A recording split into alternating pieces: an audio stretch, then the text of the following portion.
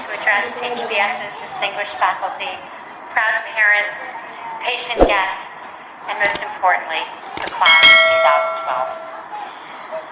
2012. Today was supposed to be a day of unbridled celebration, and I know that's no longer true. I join all of you in grieving for your classmate Nate. I know there are no words that make something like this better. Although laden with sadness, today still marks a distinct and impressive achievement for this class. So please, everyone join me in giving our warmest congratulations to the class of 2012.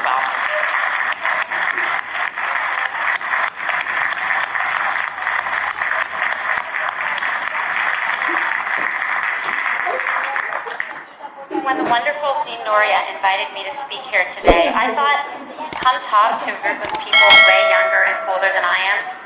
I can do that. I do that every day at Facebook. And I like being surrounded by young people, except when they say to me, what was it like being in college without the internet? Or worse, Sheryl, can you come here? We need to see what old people are going to think of this feature. Oh, I'm not joking. It's a special privilege for me to be here this month. When I was a student here 17 years ago, I studied social marketing with Professor Kash Rangan. And one of the many examples Kash used to explain the concept of social marketing was the lack of organ donors in this country, which kills 18 people every single day. Earlier this month, Facebook launched a tool to support organ donations, something that stems directly from Kash's work. Kash, wherever you are here, we're all grateful for your dedication.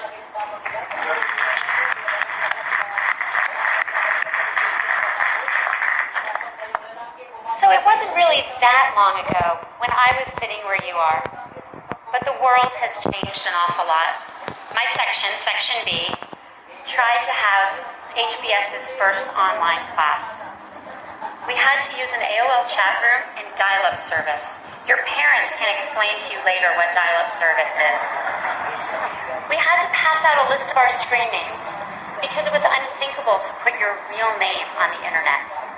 And it never worked. It kept crashing and kicking all of us off because the world just wasn't set up for 90 people to communicate at once online.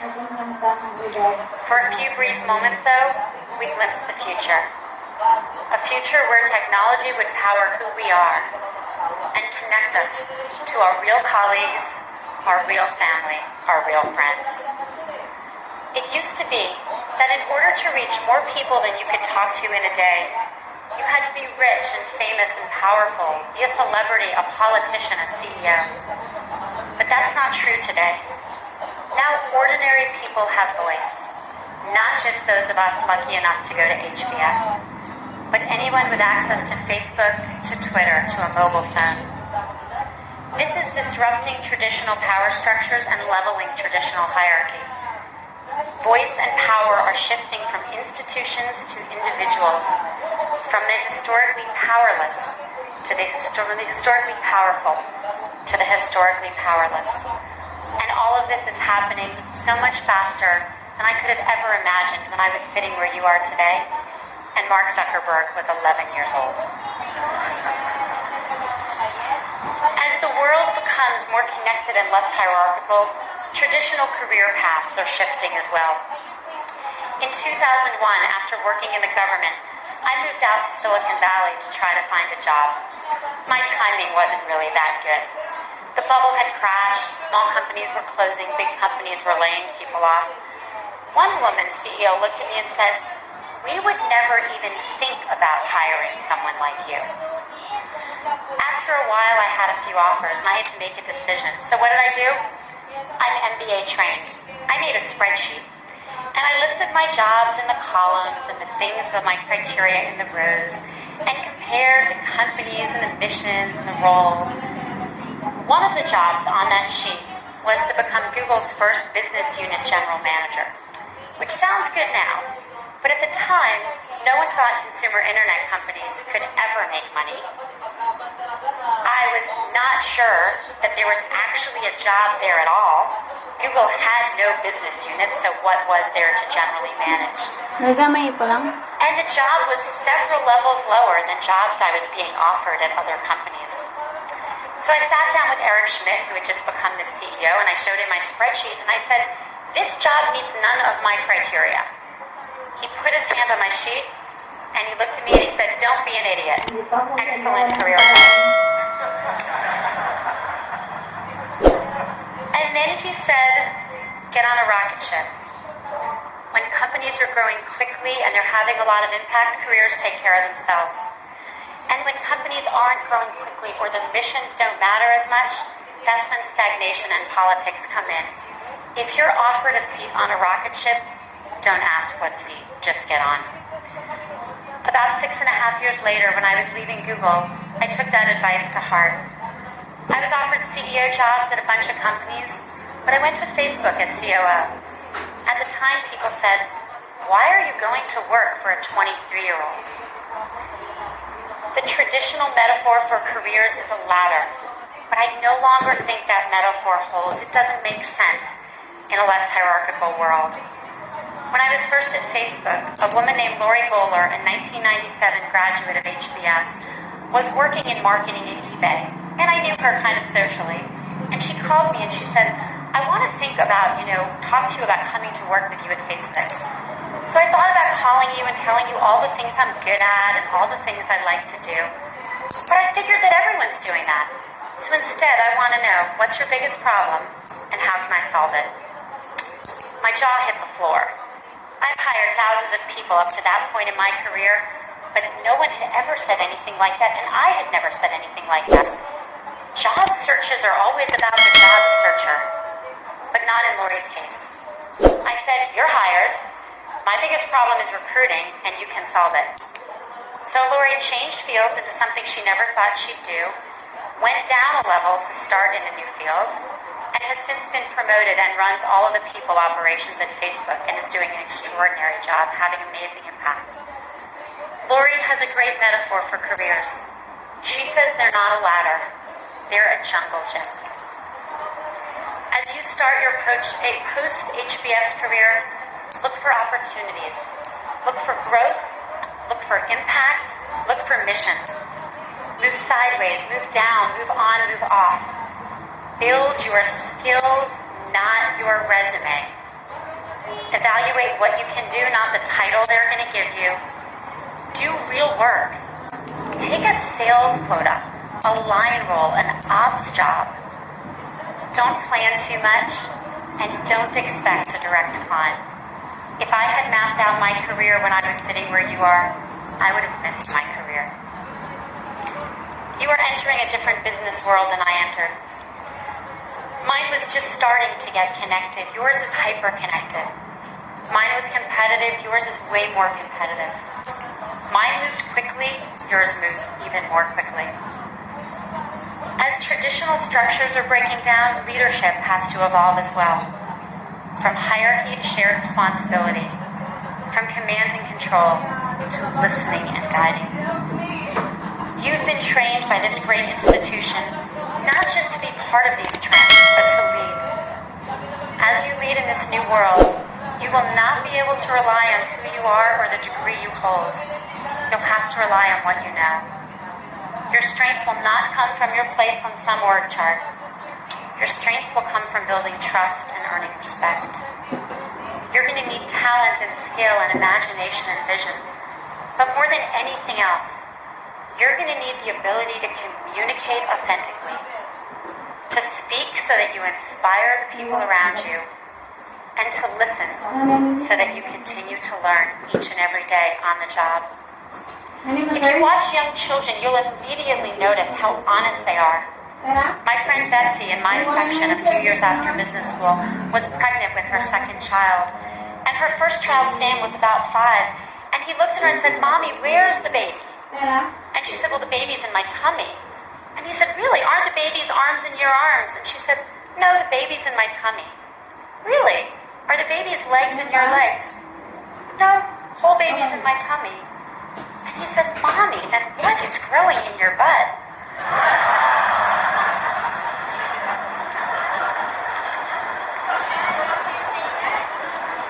As adults, we are never this honest, and that is not a bad thing. I have borne 2 children. The last thing I needed were those comments, which obviously could have been made. But it's not always a good thing either, because all of us, and especially leaders, need to speak and hear the truth. The workplace is an especially difficult place for anyone to tell the truth, because no matter how flat we want our organizations to be, all organizations have some form of hierarchy.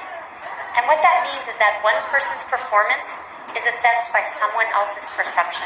This is not a setup for honesty. Think about how people speak in the typical workforce.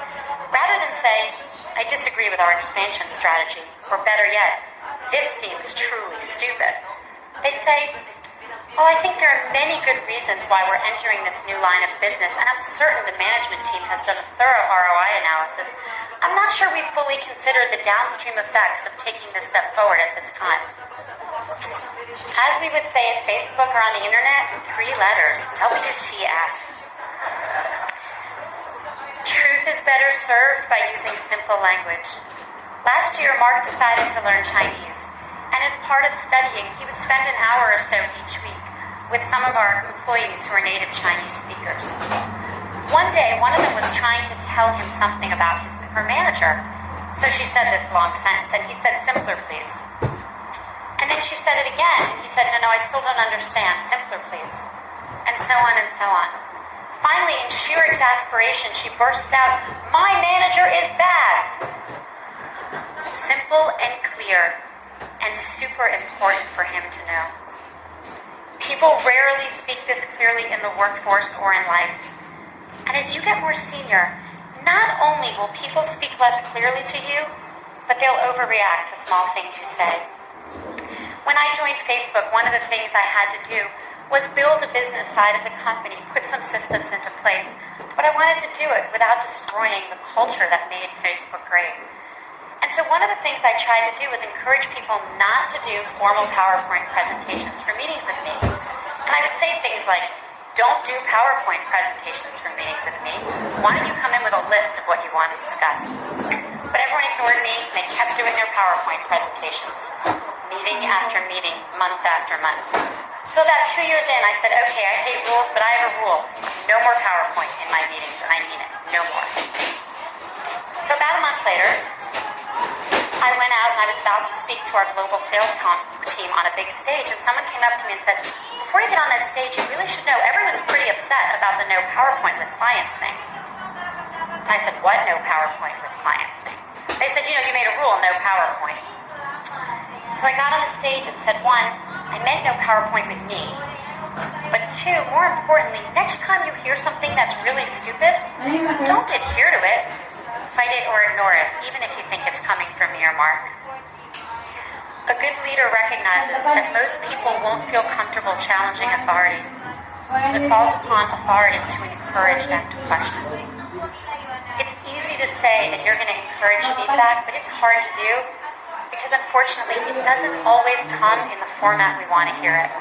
When I first started at Google, I had a team of 4 people, and it was really important to me that I interview everyone who was on my team. It felt like being part of my team meant I had to know you. When the team had gotten to about 100 people, I realized it was taking longer to schedule my interviews. So one day in my meeting of just my direct reports, I said, maybe I should stop interviewing, fully expecting them to jump in and say, oh no, your interviews are a critical part of the process. They applauded. And then they fell all over themselves explaining that I was, the bottleneck of all time.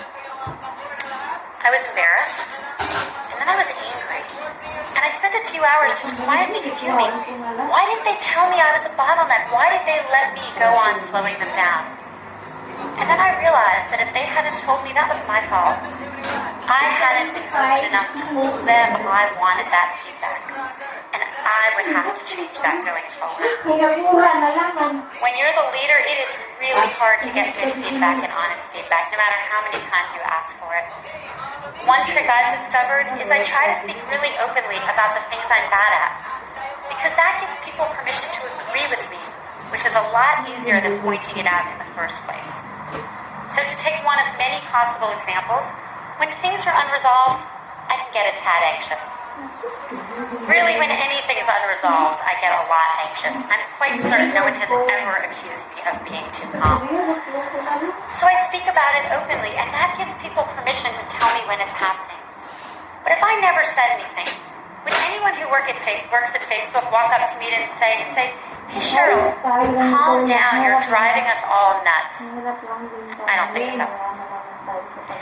As you graduate today, ask yourselves, how will you lead? Will you use simple and clear language? Will you seek out honest feedback? When you get honest feedback, will you react with anger or with gratitude? As we strive to be more authentic in our communication, we should also strive to be more authentic in a broader sense. I talk a lot about bringing your whole self to work, something I believe in very deeply. Motivation comes from working on things we care about, but it also comes from working with people we care about. And in order to care about someone, you have to know them. You have to know what they love and hate, what they feel, not just what they think. If you want to win hearts and minds, you have to lead with your heart as well as your mind. I don't believe we have a professional self from Mondays through Fridays and a real self for the rest of the time. That kind of division probably never worked, but in today's world of real voice and authentic voice, it makes even less sense. I've cried at work. I've told people I've cried at work, and this got reported in the press as Sheryl Sandberg cried on Mark Zuckerberg's shoulder, which is not exactly what happened. I talk about my hopes and fears, and I ask people about theirs. I try to be myself, honest about my strengths and weaknesses, and I encourage others to do the same. It is all professional, and it is all personal, all at the very same time. As part of bringing my whole self to work, I recently started speaking up about the challenges women face in the workforce, something I only had the courage to do in the last few years. Before this, I did my career like everyone else does it. I never told anyone I was a girl. Don't tell. I left the lights on when I went home to do something for my kids. I locked my office door and pumped milk for my babies while I was on conference calls, and people would say, "What is that sound?" I'd say, "What sound?" I hear a beep. Oh, there's a fire truck, really, right outside my office. But the lack of progress we've made in the past decade has convinced me that we need to start talking about this. I graduated from HBS in 1995, and I thought it was completely clear that by the time someone from my year was invited to speak at this podium, we would have achieved equality in the workforce. But women at the top C-level jobs is stuck at 15 or 16% and has not moved in a decade. Not even close to 50%, and worse, no longer growing. We need to acknowledge openly that gender remains an issue at the highest levels of leadership. The promise of equality is not equality. We need to start talking about this. We need to start talking about how women underestimate their abilities compared to men. And for women, but not men, success and likability are negatively correlated. That means that as a woman is more successful in your workplaces, she will be less liked. This means that women need a different form of management and mentorship, a different form of sponsorship and encouragement, and some protection, in some ways more than men. And there aren't enough senior women out there to do it, so it falls upon the men who are graduating today just as much or more as the women. Not just to talk about gender, but to help these women succeed. When they hear a woman is really great at her job but not liked, take a deep breath and ask why. We need to start talking openly about the flexibility all of us need to have both a job and a life. A couple weeks ago in an interview, I said that I leave the office at 5:30 to have dinner with my children, and I was shocked at the press coverage. One of my friends says she wasn't sure I could get more headlines if I had murdered someone with an axe. I told her I wasn't really interested in trying that. But this showed me that this is an unresolved issue for all of us, for men and women. Otherwise, why would everyone write so much about it? And maybe most importantly, we need to start talking about how fewer women than men even from places like HBS, most likely even in this class, aspire to the very top jobs. We will not close the leadership gap until we close the professional ambition gap. We need more women, not just to sit at the table, but as President Obama said a few weeks ago at Barnard, to take their rightful seats at the head of the table. Thank you.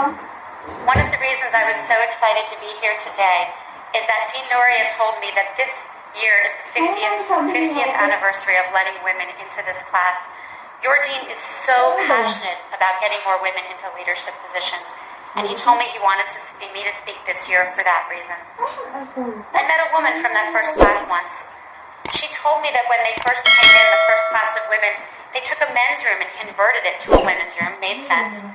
But they left the urinals in. She thought the message was super clear. We're not sure this whole girl thing is going to work out. And in case it doesn't, we won't have to reinstall the urinals. The urinals are long gone. Let's make sure that no one ever misses them. As you and your classmates spread out across the globe and walk across this stage tomorrow, I wish for you 4 things.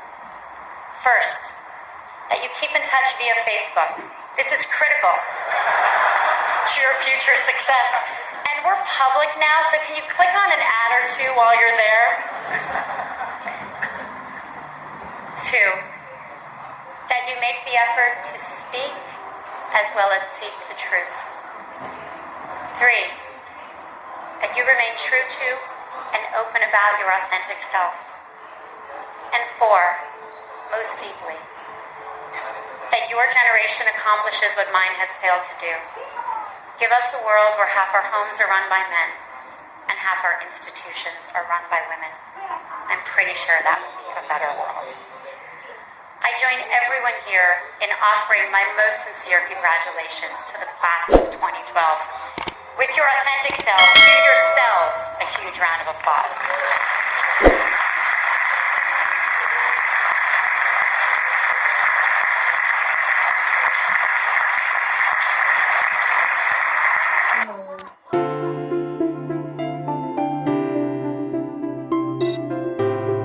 Sheryl Sandberg, Harvard Business School Motivational Speech.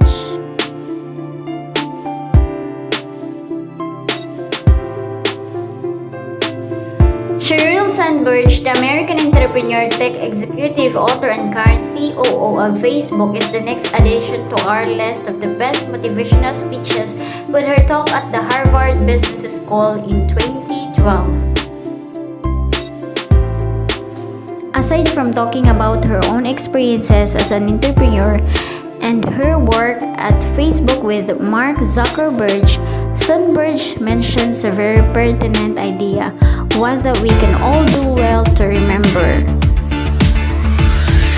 Motivation comes from working on things that we care about.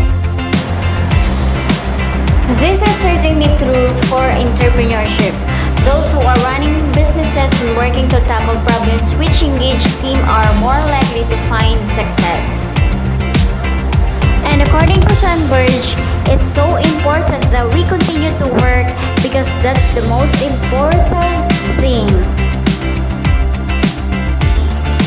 All in all, this is one of the best motivational speeches for students that we've seen. Please don't forget to like, comment, and subscribe. Pag-bell on na din po para updated kayo sa mga videos ko. Thank you! Mwah!